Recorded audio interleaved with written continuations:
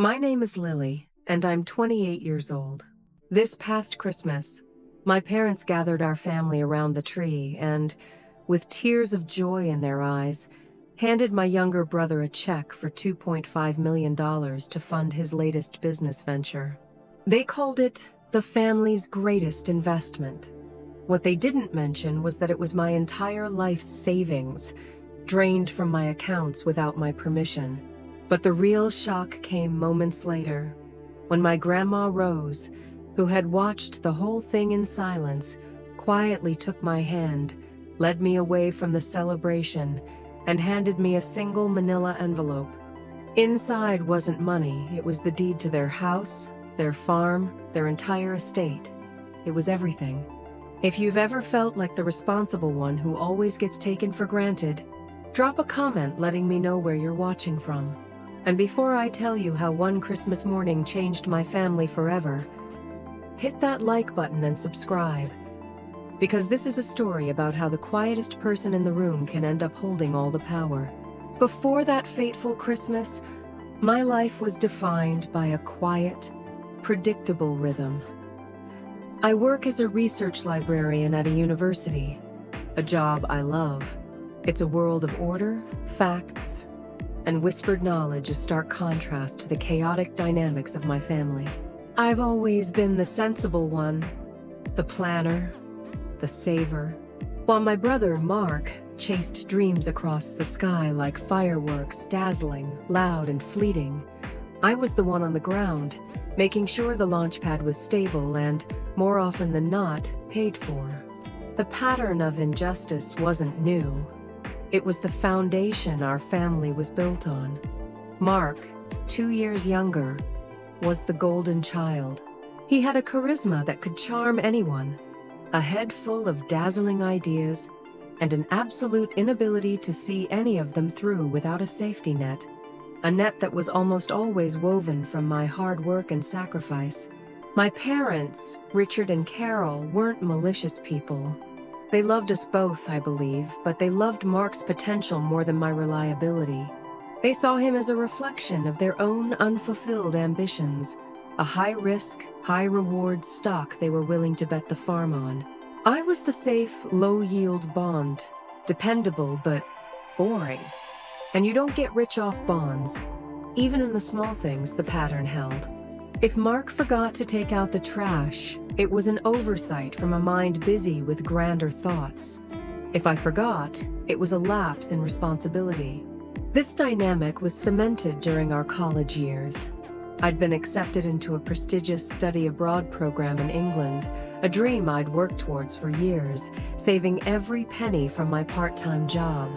2 weeks before I was set to leave, a tearful call came from my mother. Mark, in his first semester at a private arts college, had used his entire tuition fund to invest in a friend's revolutionary app for rating public art. The app, predictably, flopped. He was about to be kicked out of school. "He's just so passionate, Lily," my mother had pleaded, her voice a cocktail of panic and admiration. "He sees opportunities everywhere. We can't let him lose this. His spirit would be crushed." I knew what she was asking without her saying it. I looked at my plane ticket, at the brochures for the libraries I planned to visit in Oxford. My future felt so close, so tangible. And then I looked at my savings account. I withdrew the entire amount, wired it to my parents, and told my university I had a family emergency. Mark stayed in school. My parents promised to pay me back every cent, a promise that evaporated as soon as the crisis passed. Instead, they framed my sacrifice as a beautiful family gesture, something to be proud of. Mark barely thanked me. He was already on to his next big idea, the app Forgotten. That was the first time I felt a piece of my own future being chipped away to pave his road, and I let them do it. A few years later, it was a car. Mark, now working a commission-based sales job he hated, wrecked his sports car, the one my parents had helped him buy.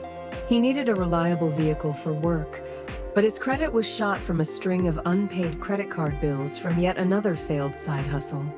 Once again, the family turned to me. "Just co-sign the loan, honey," my father said, his voice laced with that familiar tone of gentle pressure. "It's just a formality. He'll make the payments. He's matured." For the first 6 months, he did. Then, the late notices started arriving at my apartment, each one a paper-thin harbinger of doom for my credit score.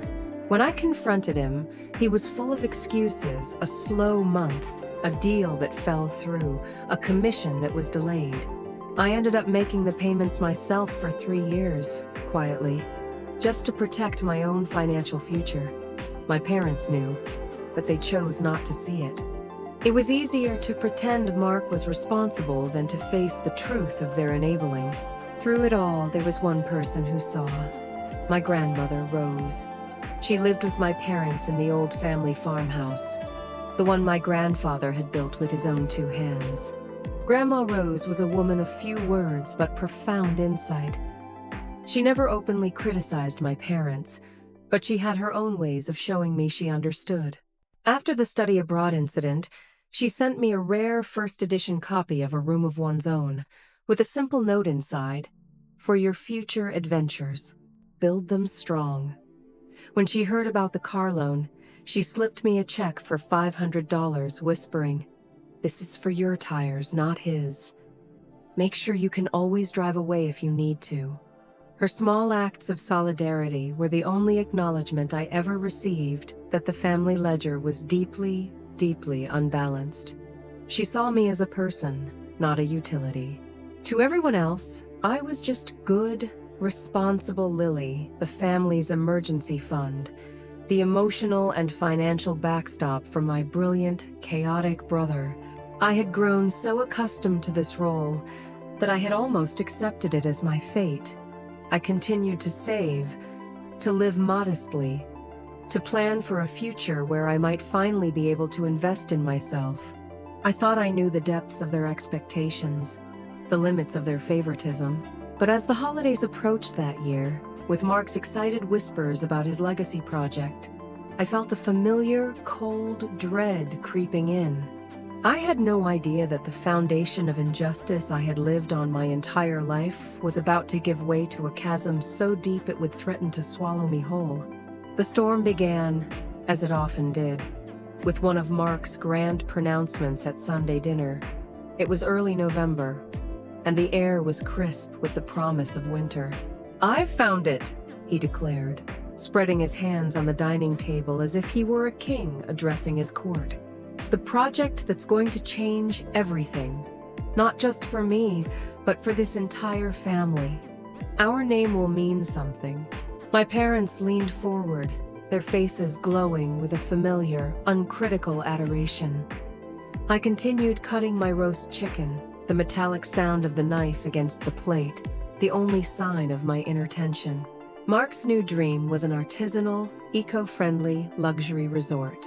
He had found a plot of land for sale in the nearby mountains, overpriced, undeveloped, and notoriously difficult to build on, and had a vision of minimalist cabins, a farm-to-table restaurant, and a wellness center offering goat yoga and silent meditation. He called it Elysian Fields. The business plan was less of a plan and more of a glossy brochure filled with stock photos and buzzwords like synergy, sustainability, and curated experiences. It was beautiful, aspirational, and utterly devoid of financial reality. But my parents were captivated. My father, Richard, who'd spent his life as a mid-level manager, saw in Mark the bold entrepreneur he'd never dared to be. "A legacy, son?" He boomed, his eyes shining. "Something with the Evans name on it that will last for generations." My mother, Carol, was already envisioning the society pages. The grand opening. All our friends will be there. "They'll finally see what a visionary you are, Mark." I saw something else. I saw astronomical startup costs, years before any potential profit, and a market already saturated with similar, better-funded resorts. I saw my brother, a man who couldn't manage a car payment, suddenly wanting to manage a multi-million-dollar construction project. When I gently raised a question about zoning permits and water rights, I was met with a dismissive wave from my father. "Details, Lily. Don't get bogged down in the negative details. Your brother has the vision. That's what matters. You're always so focused on the problems, not the possibilities." "Someone has to be," I murmured into my plate. Grandma Rose, sitting at the end of the table, quietly stirred her tea. Her gaze met mine for a fleeting second, and in it, I saw a flicker of the same apprehension I felt. She saw the storm clouds gathering too. Over the next few weeks, Elysian Fields was all they talked about. The house was filled with blueprints spread across the coffee table and endless, excited phone calls. Mark was in his element, playing the role of the dynamic CEO. But soon, the conversation began to shift. It circled, like a vulture, around the topic of funding. Mark had been denied a business loan. "They don't get it," he'd complained bitterly. "The banks, they're too old-fashioned.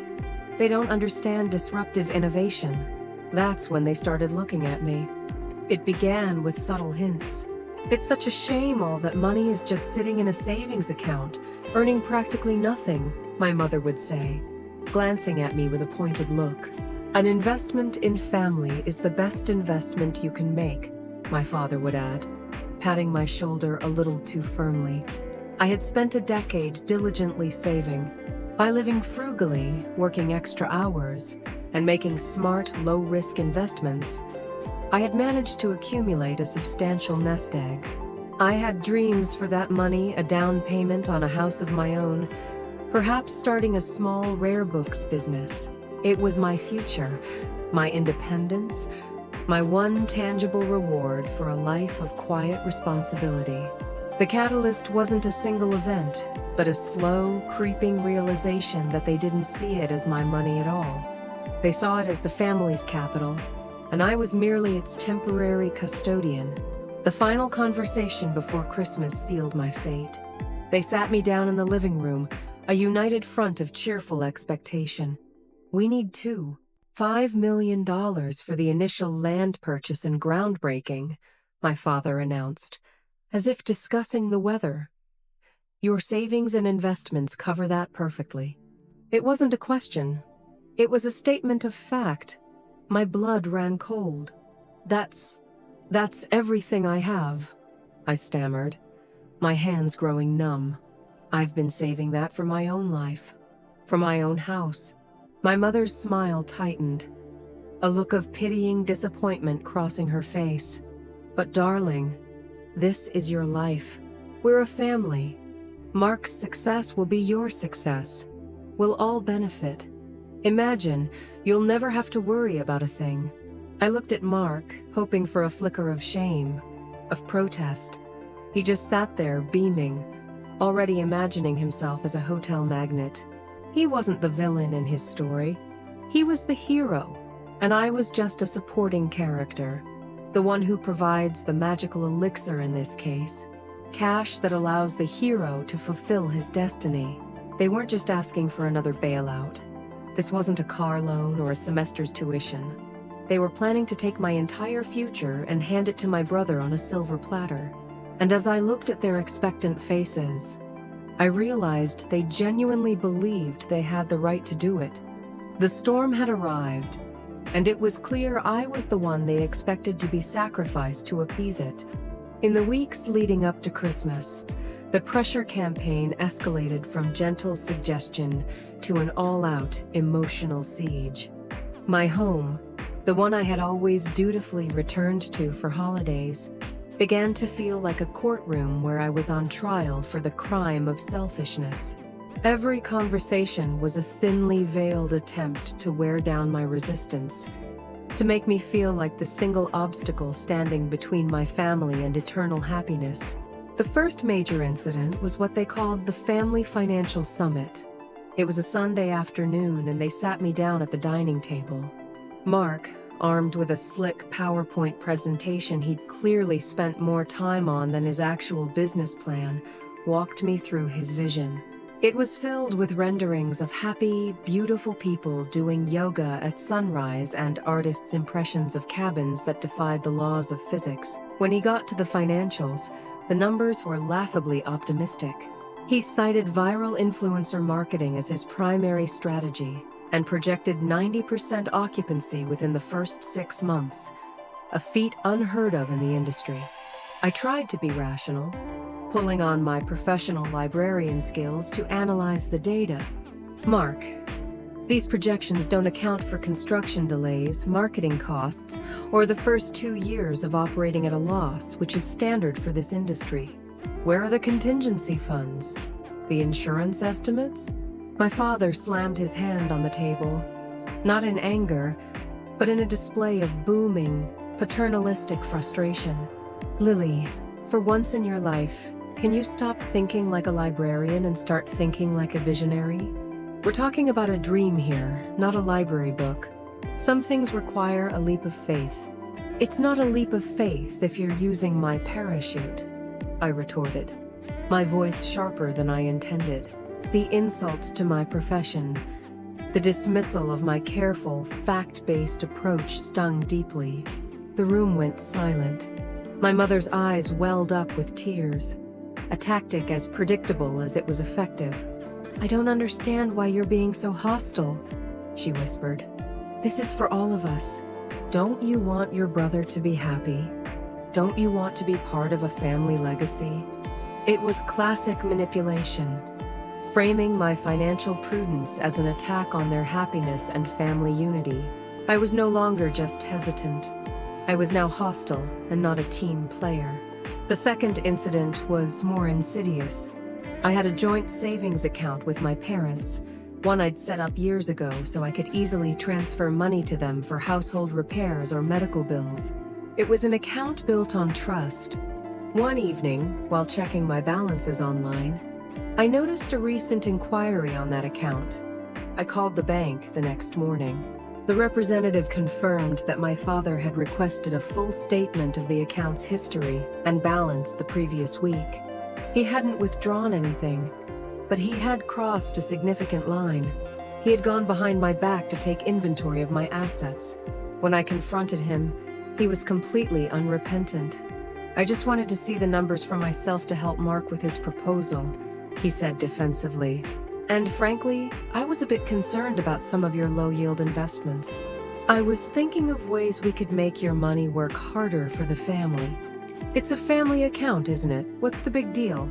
The big deal was that he saw my savings as a collective resource, a pie he could slice up without my consent.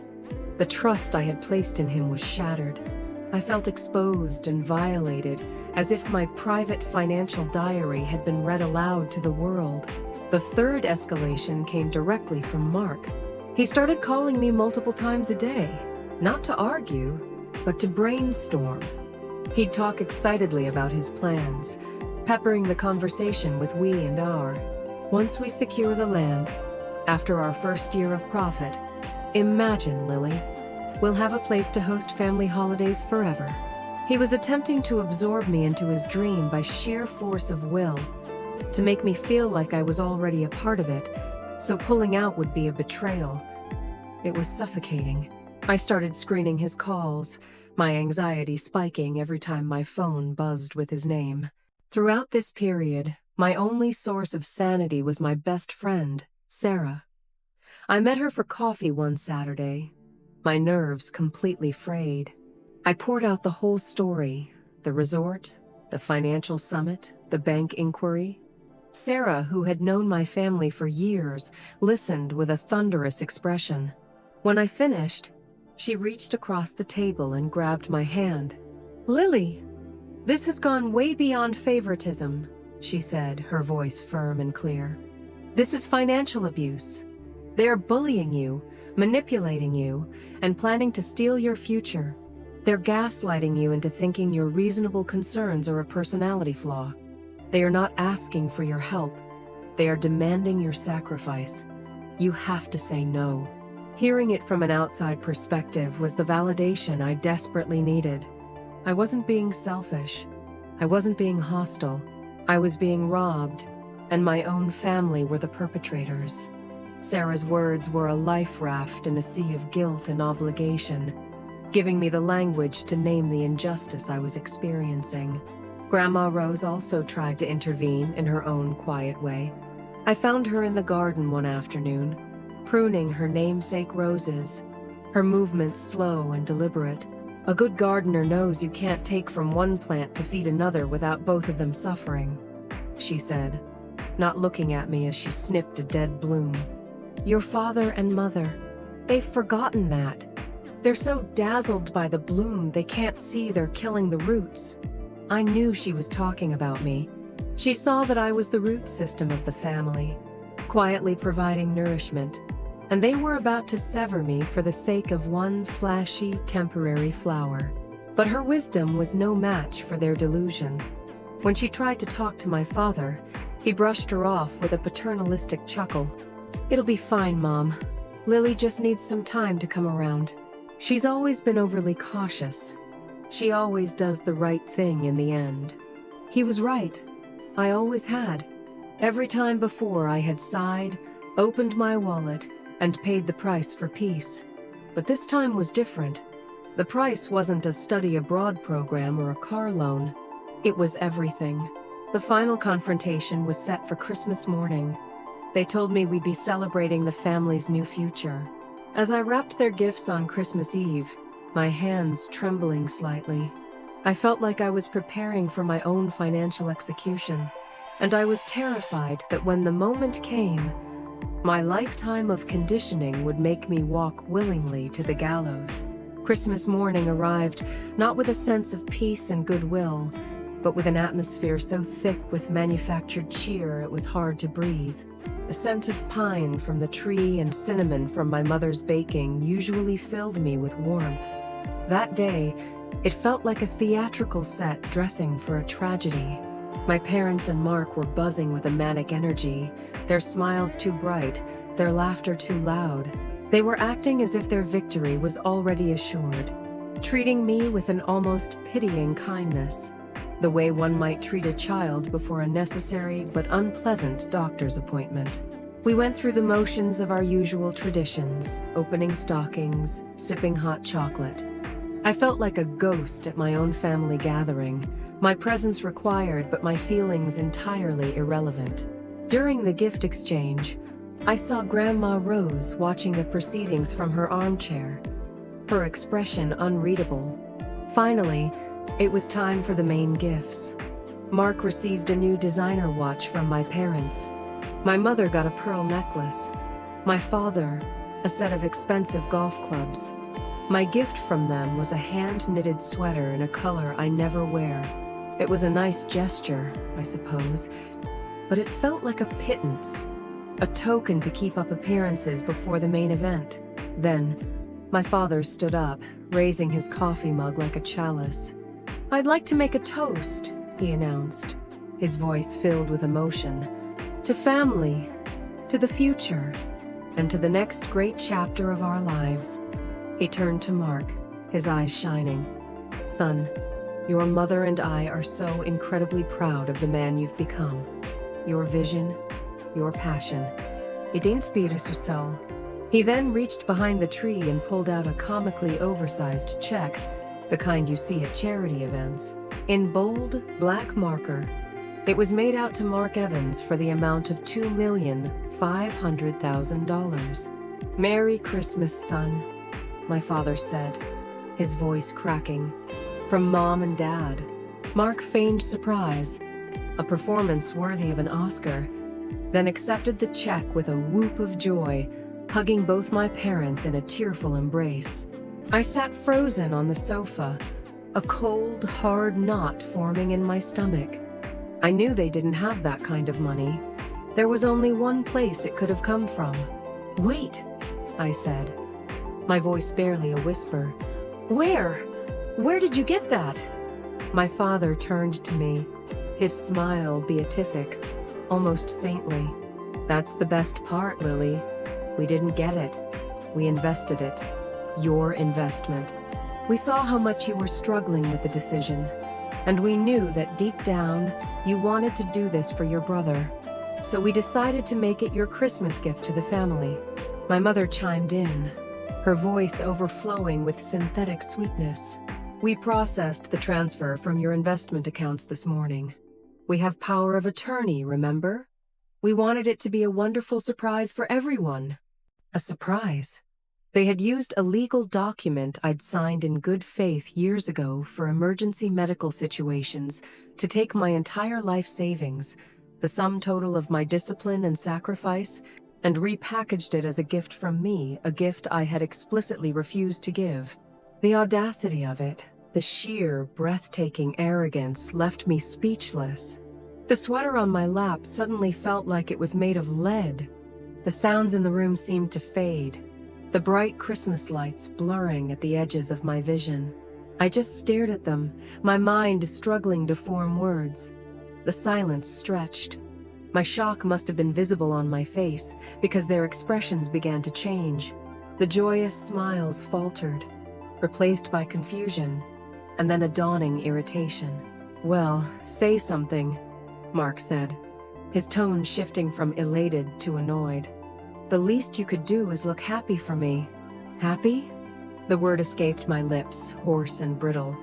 You stole my money." My mother gasped, clutching her pearls as if I'd physically struck her. "Lily, how can you say such a thing? We didn't steal it. We allocated it for the family's future. You should be thanking us for having the courage to make the tough decision you couldn't." This was the last straw. It wasn't just the theft. It was the psychological pirouette they performed to frame me as the villain. They hadn't just taken my money. They had taken my agency, my voice, and were now demanding gratitude for the violation. They had stripped me bare and were angry that I wasn't smiling and thanking them for the privilege.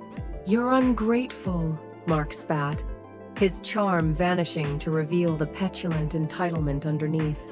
"I'm trying to build something for all of us, and all you can do is whine. You're ruining Christmas. Go to your room, Lily," my father said, his voice low and cold, the final, humiliating blow. "Go and think about your attitude.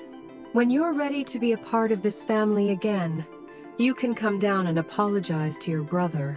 I was being sent to my room. At 28 years old, in a house I had financially propped up for years, I was being dismissed like a petulant child. As I numbly walked up the stairs, the sound of their renewed, defiant laughter floating up behind me, something inside me broke.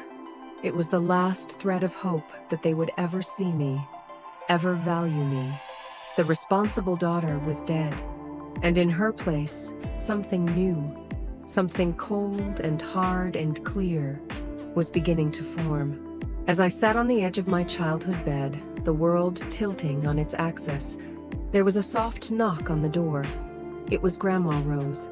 Her face was a mask of sorrow and resolve, and in her hand, she held a simple manila envelope that was about to change the entire game.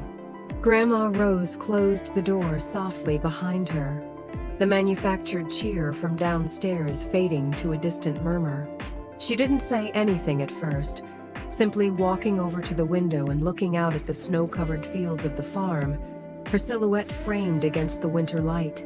The silence was a comfort, a shared space of understanding in a house that had suddenly become alien territory. "I saw what they did," she finally said, her voice quiet but firm as steel. "I've been watching them do variations of this your whole life, taking a little piece of you here, a little piece there to build them up. I always hoped they'd learn. But today they tried to take the whole foundation." She turned from the window and sat beside me on the bed. Her hand, wrinkled and warm, found mine. It felt like an anchor in a raging sea. "Your grandfather, he was a good man, but he wasn't a fool. He loved your father, but he saw his recklessness. He saw how your mother enabled it.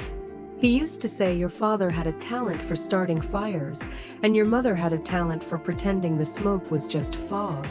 He worried about the future of this place, this land he worked his whole life for." She held up the manila envelope. It looked innocuous, aged, and unimportant. A stark contrast to the oversized, fraudulent check downstairs. Before he passed, she continued, he set up a family trust. He put everything in it. This house, the farmland, the equipment, all of it. He did it to protect it, to make sure it wouldn't be gambled away on some harebrained scheme. She paused, letting the weight of her words sink in. Your parents think they own this house. They don't. They are lifetime residents, beneficiaries of the trust, but they don't control it. Your grandfather was very clear about that. He made me the sole trustee. I make the decisions. My breath hitched. All these years, I had assumed my parents owned their home, that their lifestyle was funded by my father's modest pension and the farm's income, supplemented by my own contributions. I had no idea that their entire existence was built on a foundation controlled by this quiet, unassuming woman beside me. But what does that mean?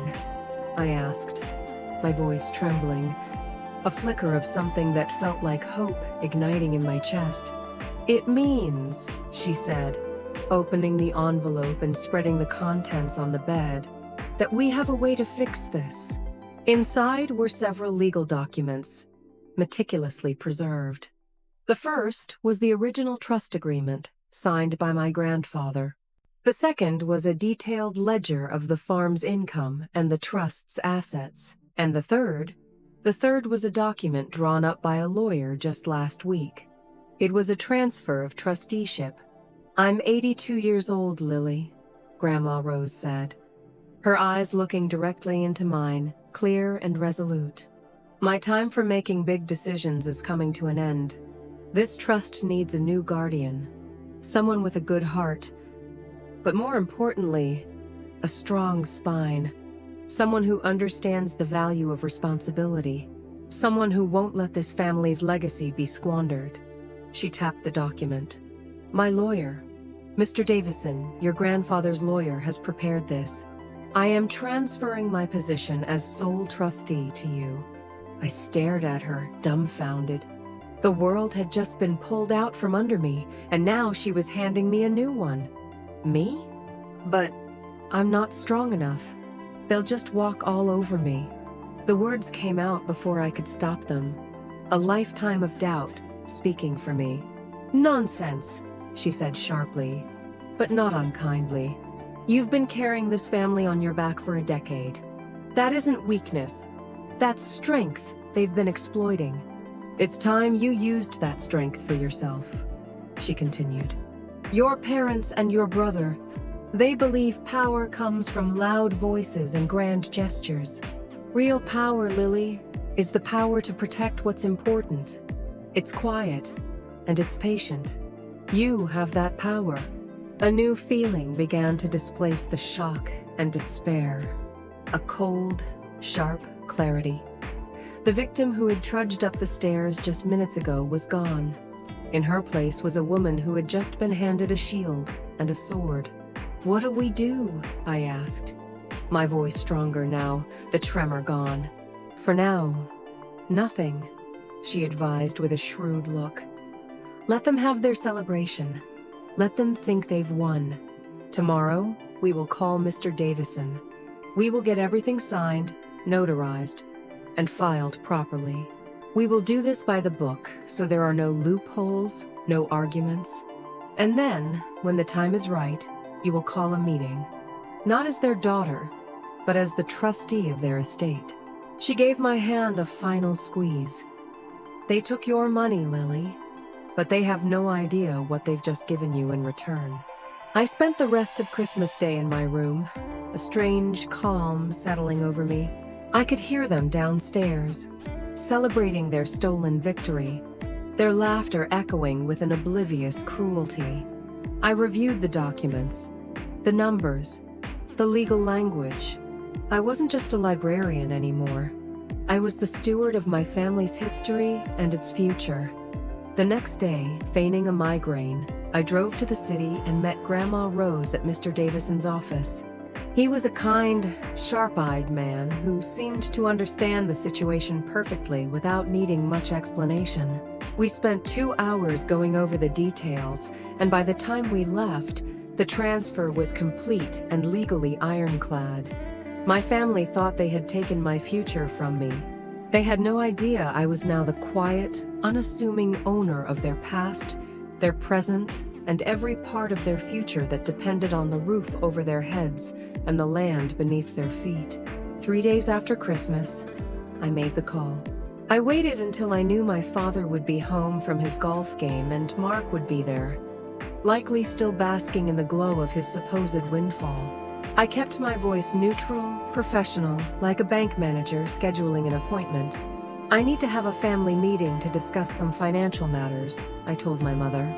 "Please have everyone at the house Thursday at 2 p.m. It's important that everyone is there." There was a hint of smug satisfaction in her voice. "Of course, dear. We were wondering when you'd come around. We'll be here." They thought this was my surrender, my apology, the final piece of their victory narrative falling into place. I arrived at the farmhouse at 1:45 p.m. on Thursday. I wasn't alone. Mr. Davison, my grandmother's lawyer, met me in the driveway. He carried a handsome leather briefcase that seemed to radiate quiet authority. His presence was my first move in a chess game they didn't even know we were playing. Grandma Rose was already waiting inside, sitting in her usual armchair by the fire, a silent pillar of support. My parents and Mark were arranged in the living room like a tribunal, ready to receive my groveling. Mark was lounging on the sofa, scrolling through designs for his non-existent resort on a tablet. My father stood by the mantelpiece, trying to look imposing. My mother was fussing with a tea set, the perfect portrait of a gracious matriarch about to forgive her wayward child. "Lily, you're here," my father began, his tone magnanimous, as if welcoming a prodigal daughter.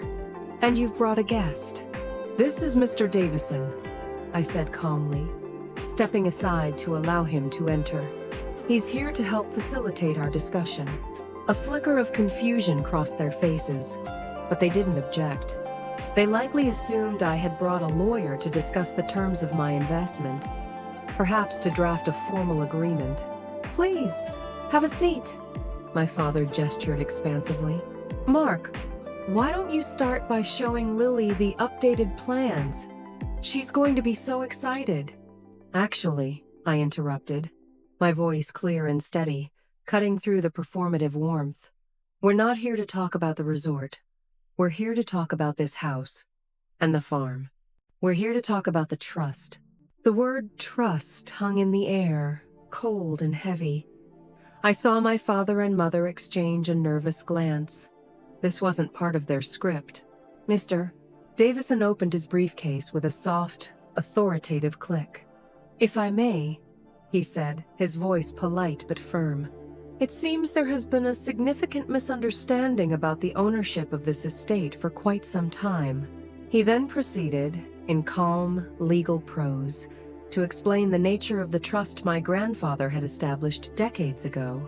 He explained that they, Richard and Carol Evans, were designated as lifetime residents and financial beneficiaries, but held no controlling interest. The sole controlling party was the trustee.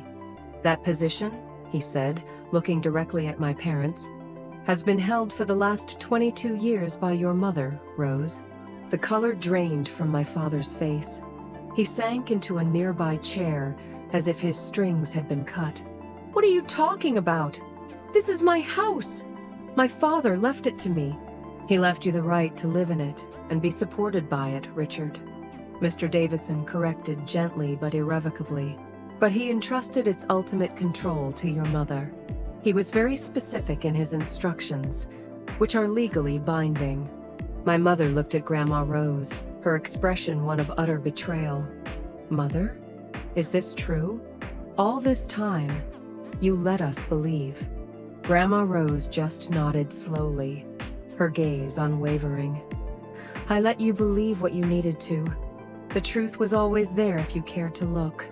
But Mr. Davison wasn't finished. The reason we are here today is due to a recent change.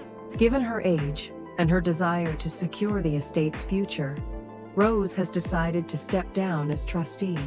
I saw a glimmer of hope return to my father's eyes. He likely thought control would now finally pass to him. As of Monday, the 28th of December, Mr. Davison continued, sliding a crisp signed document across the coffee table. Rose has legally transferred her position as sole trustee to her granddaughter, Lily Evans. The silence that followed was absolute. It was so profound I could hear the ticking of the grandfather clock in the hall, each tick a hammer blow to their shattered reality. My father stared at the document as if it were a snake. Mark had frozen, his tablet slipping from his grasp and clattering onto the floor. My mother just gaped, her mouth opening and closing silently like a fish out of water. "Let me be perfectly clear about what this means," Mr. Davison said, his voice leaving no room for doubt. "Lily now has full legal and financial control of this trust. That includes this house you are currently living in, the 150 acres of farmland that generate the trust's income, and all associated assets. She is, for all legal purposes, your landlord and the manager of your financial portfolio." The dam broke. "This is insane!" my father roared, his face turning a blotchy red. "This is my birthright! You can't do this! She manipulated you, Mom! This little librarian tricked you!" "She did no such thing, Richard," Grandma Rose said, her voice cutting through his rage. "I made this decision with a clear mind. I gave the power to the only person in this family who has proven they know the meaning of responsibility." Mark finally found his voice, a panicked squeak. "The money, the 2.5 million. What about my resort?" I stood up, and for the first time, I looked at them not as a daughter or a sister, but as the person in charge. "The $2.5 million, I said, my voice as cold and hard as ice, represents my future, my independence. It was transferred from my personal accounts without my consent, using a power of attorney under fraudulent pretenses. That is a crime. Mr. Davison has already prepared the paperwork to report it as such. You have until Friday at 5 p.m. to return every single penny to my account. If you fail to do so, the authorities will be notified. And as for the resort," I continued, looking directly at my shell-shocked brother, "it's a dead dream, because that money is mine, and it will be used to fund my dreams, not yours." I then turned to my parents. "Regarding your living situation here, we will need to discuss the terms of your lease agreement at a later date. I will also be conducting a full audit of the trust's finances. Things are going to be very different from now on." I picked up my coat, my movements deliberate. "Consider the past 28 years of my financial support as an advance. Now, it's time for you to start paying it back."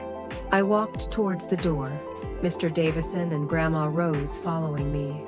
I left them there, standing in the ruins of their own, making their arrogance and greed, having led them to this moment of complete and utter powerlessness. For the first time in my life, I wasn't the one running from a family crisis. I was the one walking away, leaving them to clean up their own mess. The quiet librarian had finally closed the book on them.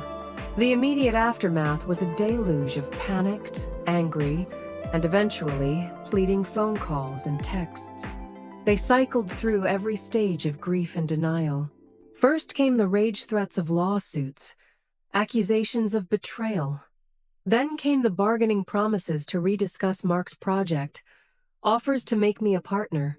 Finally, came the desperate apologies, laced with the familiar scent of emotional manipulation.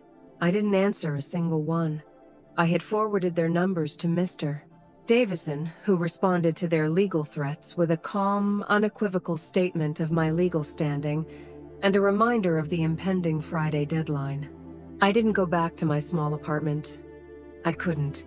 It felt like a relic of a life that no longer belonged to me. the life of the dutiful, overlooked daughter. Instead, I stayed with my friend Sarah, who welcomed me with a bottle of good wine and a simple, heartfelt, "It's about damn time." In the safety of her home, I finally allowed myself to process the seismic shift that had occurred. It wasn't triumph I felt, not at first. It was a profound, aching sadness for the family I wished I had, followed by a quiet, steady current of relief. The weight of a lifetime of responsibility for their happiness, a weight I hadn't even fully realized I was carrying, had been lifted. The money was returned to my account by Thursday afternoon, one day before my deadline. The transfer confirmation email arrived with a stark, digital finality. The silence from my family after that was deafening. With my future now my own, and with the added responsibility of managing the trust, I knew I needed a change. My first act of liberation was to find a new home, not just for me, but for Grandma Rose as well. The farmhouse was filled with too many ghosts, too much tension. It was their home, on my land, and I needed my own space. We found a beautiful, light-filled townhouse in a quiet, historic part of the city, with a small garden for her roses and a library with floor-to-ceiling shelves for me. Moving her out of my parents' home was a delicate operation, but she was resolute. "It's time they learned to stand on their own 2 feet," she said simply, as we packed her cherished photo albums.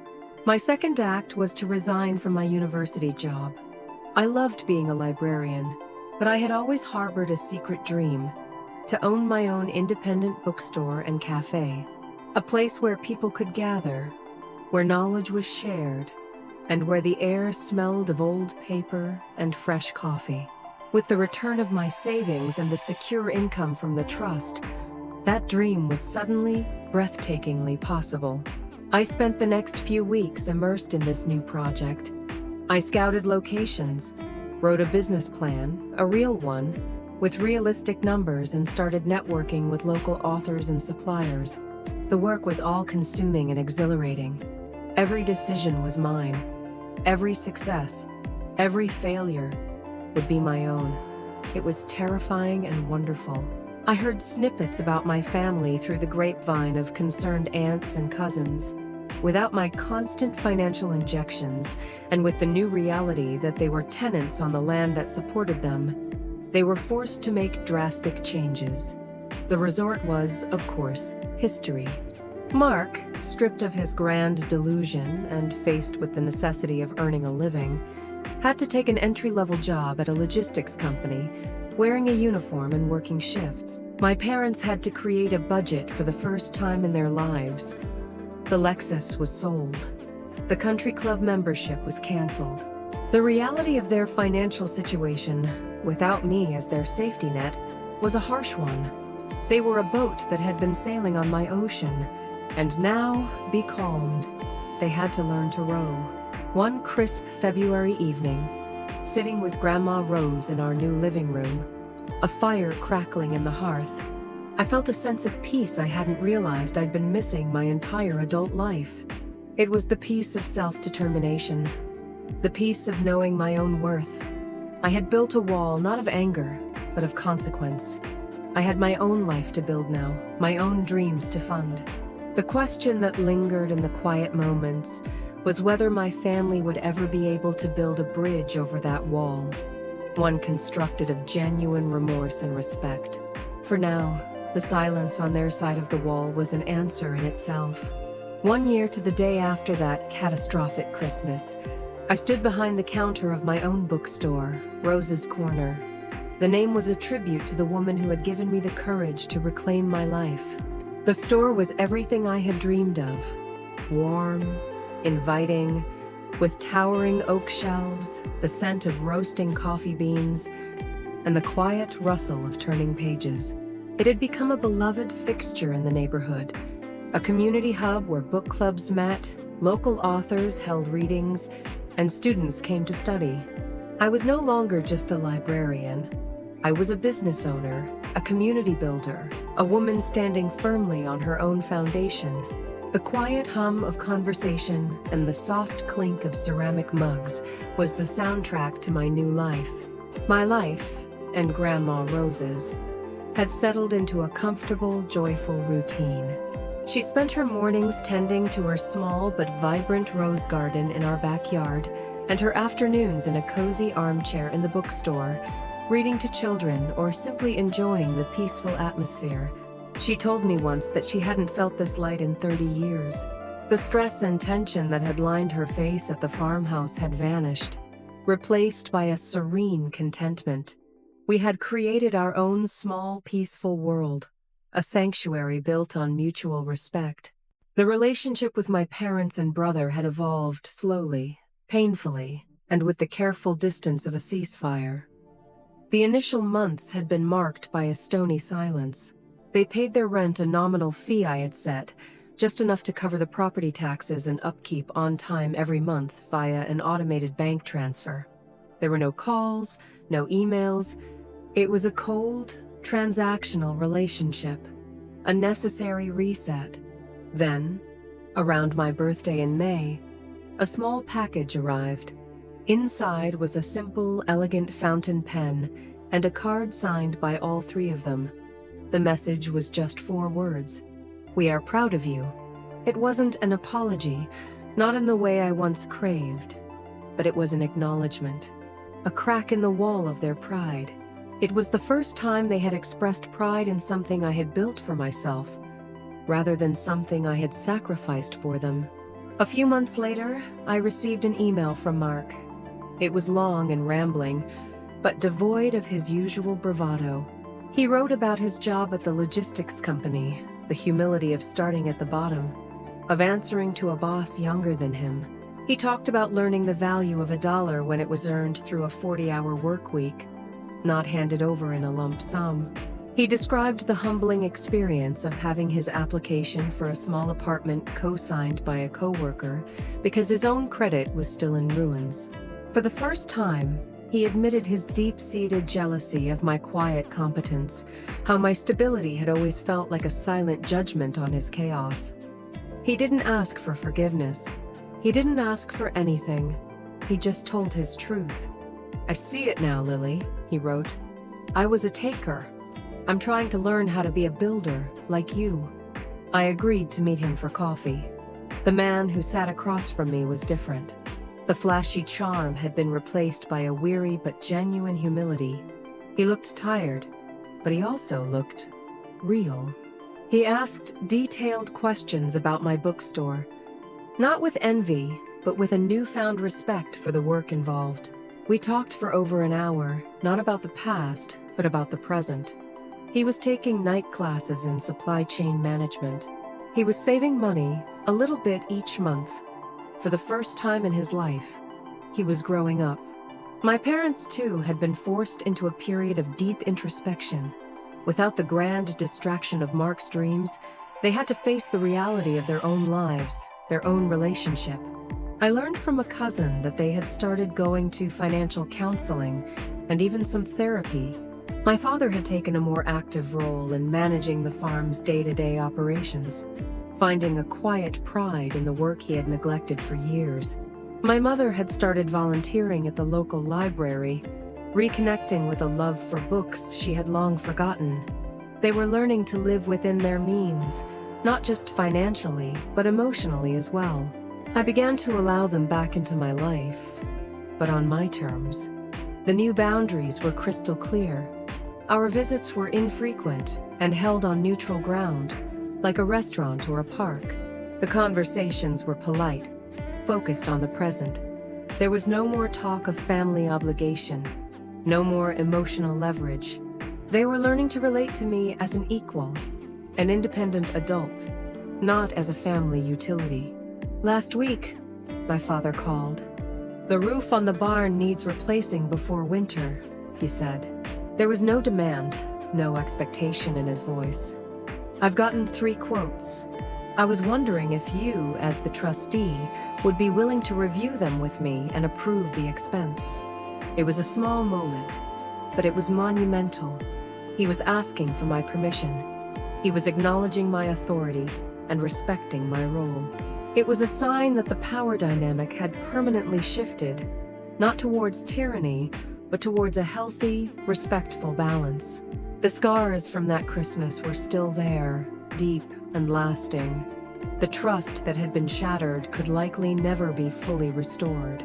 But as I looked at the life I had built, at the peace Grandma Rose now enjoyed, and at the slow, painful growth my family was undergoing, I realized that sometimes a foundation has to be broken down to its studs before it can be rebuilt stronger and more honestly than it was before.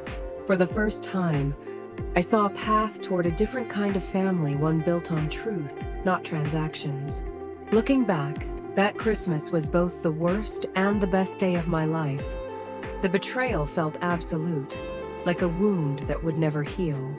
But that wound was also an opening. It was the crack that let the light in, forcing me to see the truth of my situation and giving me the strength to finally break free. For years, I had defined my worth by my usefulness to my family. I was the reliable daughter, the supportive sister. My identity was wrapped up in what I could provide for them, and I mistakenly believed that their dependence on me was a form of love. The greatest lesson I learned was that true family doesn't demand your sacrifice, it celebrates your strength. It doesn't see you as a safety net, it sees you as a person, with your own dreams, your own future. Sometimes, the most loving and powerful thing you can do for your family and for yourself is to draw a line in the sand and say, no more. Setting that boundary was the hardest thing I've ever done. But it was also the most liberating. It forced everyone, including me, to redefine our roles and build relationships based on respect, not dependency. They had to learn to stand on their own, and I had to learn that my value wasn't determined by how much I could give away, but by the life I had the courage to build for myself. My worth is not my wallet. It's my character, my work, my heart, the very things Grandma Rose saw in me all along. Have you ever found yourself in a situation where you had to choose between your own well-being and a toxic family obligation? What did you do? And what did you learn from it? I would love to hear your stories and your wisdom in the comments below. If this story resonated with you, please give it a thumbs up and subscribe to the channel for more real-life stories about finding your strength. And don't forget to share this video with someone who might need a reminder that their future is their own to build. Thank you for listening. Remember, building your own life is the greatest estate you can ever truly inherit.